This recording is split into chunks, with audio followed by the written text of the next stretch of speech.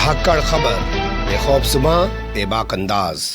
धाकड़ खबर के news room से मैं आपके साथ हूं अकरम रईस खान। एक बड़ी खबर आज गुजरात से आई है। मोटेरा स्टेडियम का नाम बदलकर प्रधानमंत्री नरेंद्र मोदी के नाम पर कर दिया गया है। हालांकि इस खबर को भूपू मीडिया और उसके दलाल चाटुकार दंगाई पत्रकार आपके सामने लाइव रख चुके हैं, लेकिन फिर भी मैं कुछ अंश निकाल के आपके लिए लाया हूं जिन पर आपको गौर करना चाहिए, देखना समझना चाहिए कि जो मोटेरा स्टेडियम मोटेरा के नाम पे बनाया गया था उसका नाम प्रधानमंत्री नरेंद्र मोदी के नाम पर क्यों कर दिया गया है। और इस मौके पर अमित शाह नजर आ रहे हैं, प्रधानमंत्री मोदी क्यों नजर नहीं आ रहे हैं। हालांकि वहां पर राष्ट्रपति रामनाथ कोविंद की मौजूदगी भी है। इस दौरान एक जिक्र और किया जा रहा है, सरदार पटेल के नाम पर भी एक स्पोर्ट इनक्लेव बनाया जा रहा है, उसका भी जिक्र यहाँ जो है अमित शाह कर रहे हैं। भाषण थोड़ा लंबा है, सुन लीजिए, फिर कुछ चीजें आपके सामने रखने की कोशिश करता हूं।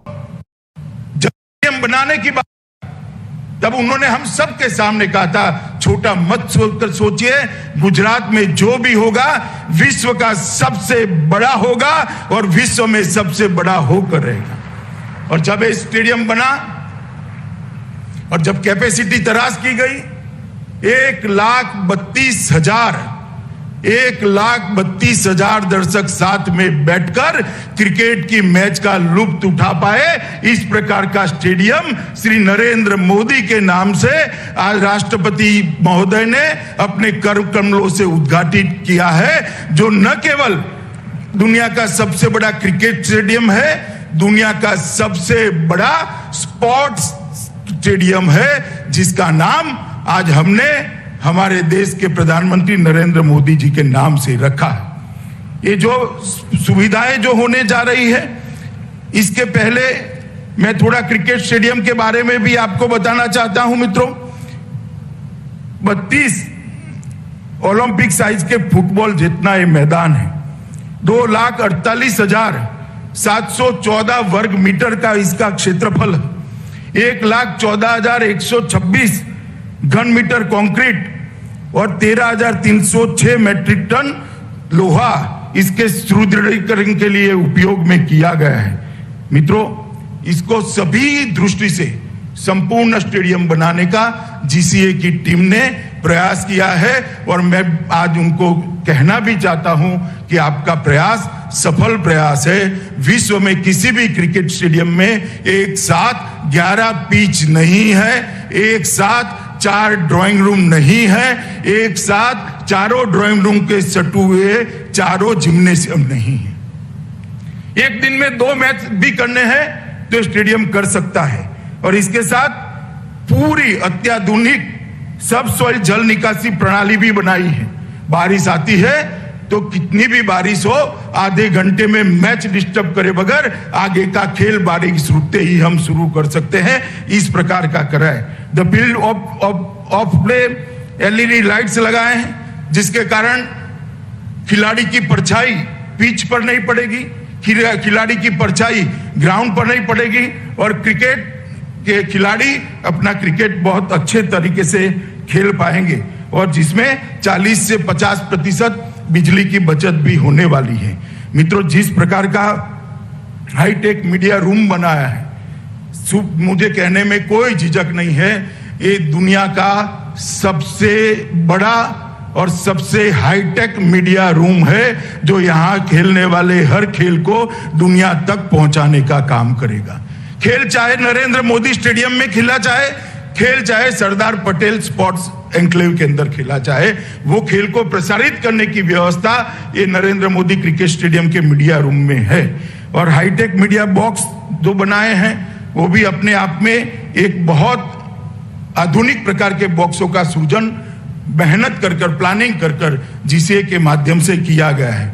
यहाँ पर आवाजाही के लिए बीआरटीएस से भी जुड़ने वाला है, मेट्रो भी यहाँ तक पहुंचने वाली है और जब ये रिवर फ्रंट का एक्सटेंशन समाप्त हो जाएगा, एक सुंदर मां नर्मदा और साबरमती के नीर हमेशा यहाँ शांति और शीतलता प्रदान करते रहेंगे। इस प्रकार का एक कुदरती नजारा यहाँ पर बनने का काम समाप्त हो जाएगा। और मित्रों, मैं इसके साथ में ये भी कहना चाहता हूं कि स्पोर्ट्स कॉम्प्लेक्स के अंदर ही, नरेंद्र मोदी स्टेडियम के अंदर ही अलग अलग प्रकार के कई खेल को खेलने की व्यवस्थाएं की है।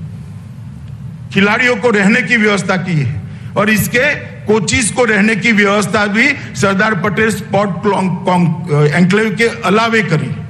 और इसके साथ अहमदाबाद शहर, गांधीनगर जिला और अहमदाबाद ग्रामीण जिला के 600 स्कूलों को हम इसके साथ जोड़ने वाले हैं जिनके पास अपने प्लेग्राउंड नहीं है।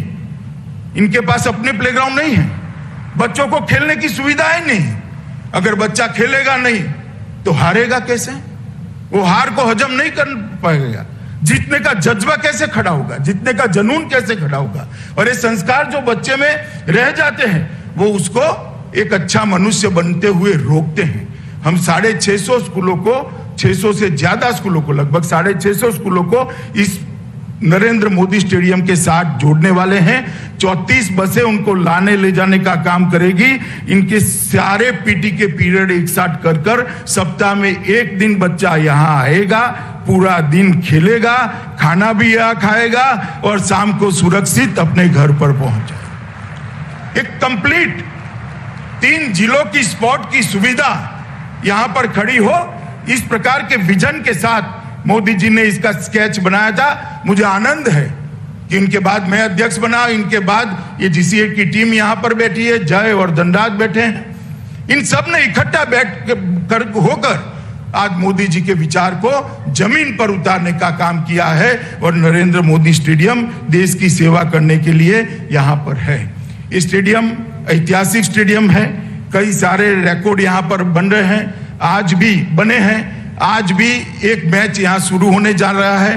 पिंक बॉल का मैच पहली बार इस स्टेडियम पे खेला जाएगा और मुझे कहते हुए बड़ा आनंद है, मैच के रेफरी श्रीनाथ है। मित्रों, श्रीनाथ के लिए ये जो हमारा स्टेडियम, ये भूमि है, बहुत यादगार है कि उन्होंने यहां पर ही अफ्रीका के सामने मैच खेलते हुए 6 विकेट झटकाए थे और भारत को विजय दिलाने का काम किया था। इसी ग्राउंड पर 10 साल के बाद कपिल देव ने रिचर्ड हेडली का 431 विकेट लेने का वर्ल्ड रिकॉर्ड को तोड़कर भारत को वर्ल्ड रिकॉर्ड की तालिका में डालने का काम कपिल देव ने इसी भूमि पर किया था। और इसी भूमि पर सुनील गावस्कर ने पाकिस्तान के खिलाफ खेलते हुए अपने 10,000 रन समाप्त करे थे। इसी भूमि पर मास्टर ब्लास्टर सचिन तेंदुलकर ने 2011 के वर्ल्ड कप में एक दिवसीय मैच में 18,000 रन पूरा करने का काम किया था। इसी भूमि पर सचिन तेंदुलकर ने अपनी कैरियर के 20 साल भी पूरे किए थे। मित्रों, चेतेश्वर पुजारा भी यहाँ पर डबल सेंचुरी लगा रहे हैं, आज भी खेल रहे हैं। मैं तो आशा करता हूं कि आज उसको वो रिपीट करें और भारत को विजय दिलाएं। मित्रों, मैंने आप सभी को नरेंद्र मोदी स्टेडियम की बात करी, मगर नरेंद्र मोदी स्टेडियम स्वयं जिसका एक अंग है, ऐसा सरदार वल्लभ भाई पटेल स्पोर्ट एन्क्लेव का भी आज महामहिम ने भूमि पूजन किया है। मित्रों, सरदार पटेल स्पोर्ट्स एन्क्लेव एक बहुत महत्वाकांक्षी प्रोजेक्ट है। आज हमारे देश को जरूरत है कि अंतर्राष्ट्रीय स्पर्धाओं के अंदर हमारे बच्चे दिखाई पड़े। जब अंतर्राष्ट्रीय खेल स्पर्धाओं की तालिका बने, हमारे बच्चों के नाम पर कई सारे मेडल्स हो, मगर वो वैसे ही नहीं होता है। उनको खेलने के लिए इंफ्रास्ट्रक्चर बनाना पड़ेगा, इंटरनेशनल स्तर की कोचिंग की व्यवस्था करनी पड़ेगी, इंटरनेशनल कोच उपलब्ध कराने पड़ेंगे। और यही अगर सब एक जगह पे हो जाता है तो सोने में सुहागा होता है। नरेंद्र मोदी जी ने हमारे अहमदाबाद को, मेरी कॉन्स्टिट्यूएंसी को एक बहुत बड़ी गिफ्ट दी है, सरदार वल्लभ भाई पटेल स्पोर्ट एन्क्लेव को बनाकर। मित्रों, मोदी जी की सरदार पटेल के लिए जो श्रद्धा है वो अगाध है। सरदार पटेल का जो योगदान देश को आजादी के बाद एक करने में रहा, शायद सरदार न होते तो हम बिखर जाते, कहीं नहीं होते। सरदार का ये दृढ़ निश्चयी स्वभावी था कि जिन्होंने 600 से ज्यादा राज और रजवाड़ों को, रियासतों को एक करने का काम किया, मगर उनके साथ इतिहास में बहुत अन्याय किया गया। जब जब कांग्रेस का शासन रहा, सरदार पटेल को भुलाने का प्रयास कर दिया। उस नरेंद्र मोदी जी ने ऐसी व्यवस्था की, कोई कितनी वर्षों शासन करे, सरदार को कभी भूला न पाए, युगों युगों तक सरदार का नाम अमर हो जाए। उन्होंने केवड़िया में दुनिया का सबसे बड़ा स्टैच्यू गुजरात के सुपुत्र और देश के लौह पुरुष सरदार पटेल के नाम पर बनाकर आज ताजमहल से ज्यादा लोग सरदार पटेल के वो स्टैच्यू को देखने आते हैं, स्टैच्यू ऑफ यूनिटी को देखने। ये जवाब है उन लोगों को जो अपने परिवार के साथ सिमटे हैं। और आज मोदी जी के ही गाइडेंस से, मोदी जी की ही प्रेरणा से यहां सरदार पटेल स्पोर्ट्स एन्क्लेव बन रहा है, जो आने वाले कई सालों तक देश भर के बच्चों को दुनिया के खेल स्पर्धाओं में आगे आने के लिए एक बहुत अच्छा प्लेटफॉर्म देने का काम करेगा। सुना आपने। सबसे पहली लाइन नोट करने वाली ये है कि मैंने बात की प्रधानमंत्री नरेंद्र मोदी से कि एक स्टेडियम बनना चाहिए गुजरात के अंदर, तो उन्होंने कहा कि गुजरात में स्टेडियम अगर बनेगा तो वो दुनिया का सबसे अलग ही स्टेडियम बनेगा। यानी कि आप पूरे देश को गुजरात से ऊपर रख के चलते हैं, गुजरात को सबसे ऊपर मानते हैं। तो ऐसे में अगर राहुल गांधी ने वायनाड में जाके ये कह दिया कि साउथ इंडिया के लोगों की सोच नॉर्थ इंडिया के मुकाबले ज़्यादा परिपक्व नजर आती है, तो इस पे हल्ला मचाने की क्या ज़रूरत थी? या ये क्लियर करिए कि पूरे देश की कोई वक़्त नहीं आपकी नज़र में, इसलिए आप गुजरात को ऊपर रखते हैं। या पूरे देश को भी जब ऐसा ही मानते हैं तो वहाँ पे भी कहीं कुछ ऐसा करके दिखाते। ये एक सवाल यहाँ उठना चाहिए। दूसरा, उन्होंने जिक्र किया कि साहब सरदार पटेल के नाम पर जो प्रतिमा बनाई है वो असल में इसलिए बनाई है कि ताजमहल छोड़कर लोग आज उसको देखने जा रहे हैं। ताजमहल का जिक्र किया, समझ रहे हैं ना क्या मैसेज देना चाहते हैं। और बाद में उन्होंने जिक्र किया एक परिवार के लोगों का, यानी कि गांधी परिवार के लोगों का जिक्र किया कि उन्होंने अपने ही नाम पे सब कुछ बताया, सरदार पटेल के नाम पे कुछ नहीं बनाया। ये आपने तमाम चीज़ें गौर की होंगी। इसके अलावा भी और बहुत सारी चीज़ें उन्होंने गुणगान की। लेकिन इस खबर के सामने आने के बाद जो सबसे अहम सवाल पैदा होता है वो ये कि आज है भैया 24 फरवरी। पिछले साल 24 फरवरी को आज ही के दिन डोनाल्ड ट्रंप और नरेंद्र मोदी इसी स्टेडियम के अंदर गलबग्गियां करते हुए दिखाई दिए थे। वहां पर लाखों की भीड़ जुटाई गई थी। उसके बाद पूरे देश में कोरोना फैल गया था। ये कहा गया था कि भाई उन्हीं के आने के बाद से कोरोना फैला है। हालांकि वो गंदगी ना देख पाएँ इस शहर की, तो वहाँ पे दीवारें भी खड़ी कर दी थी। ये चीज़ भी आपके सामने से गुजरी है। लेकिन बड़ी बात ये कि अगर पहले से ही तय था कि इस स्टेडियम का नाम नरेंद्र मोदी करना है, तो क्यों मोटेरा स्टेडियम करके इस पर जो है हंगामा किया जा रहा था, शोर मचाया जा रहा था, इसको मोटेरा स्टेडियम क्यों किया जा रहा था? क्या एकदम रैंडमली हो गया है कि प्रधानमंत्री नरेंद्र मोदी के नाम कर देते हैं? क्योंकि आज ही शाम, जैसा आपने अमित शाह को भी सुना होगा, वो कह रहे हैं कि आज शाम को इंडिया और इंग्लैंड के बीच मैच होना है, तो उस मैच से पहले ही मोटेरा स्टेडियम इंटरनेशनली अखबारों में ना दर्ज हो जाए कि मोटेरा स्टेडियम में भारत और इंग्लैंड के बीच मैच हुआ।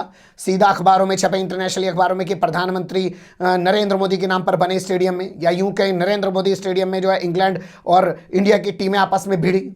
क्या बहुत सोचे समझे तरीके से नहीं किया? और दिन वही चुना जिस दिन यहाँ इंग्लैंड और जो है भारत का यानी कि इंडिया का मैच होना है। इससे पहले भी ये काम किया जा सकता था। हाल फिलहाल में म्यूनिसिपल कॉरपोरेशन के चुनाव हैं जिनके नतीजे कल आए हैं, उस दौरान भी किया जा सकता था, लेकिन उस दौरान नहीं किया गया। दिन वही चुना गया 24 फरवरी। पिछले साल भी 24 फरवरी था। और इत्तेफाक ये है कि दोनों टीमें आज आपस में भिड़ रही हैं, यानी कि इस स्टेडियम के जरिए एक इंटरनेशनली मैसेज देना और ये बताना कि नरेंद्र मोदी के नाम पर ये स्टेडियम बनाया गया। अच्छी बात है, बनाया जाना चाहिए। राजीव गांधी के नाम पर, इंदिरा गांधी के नाम पर, पंडित जवाहरलाल नेहरू के नाम पर, महात्मा गांधी के नाम पर, न जाने क्या क्या चीज़ें हैं, इन्हें भी अपने नाम पर बनानी चाहिए। लेकिन ऐसे ढुका छुपा के बनाने की क्या ज़रूरत थी?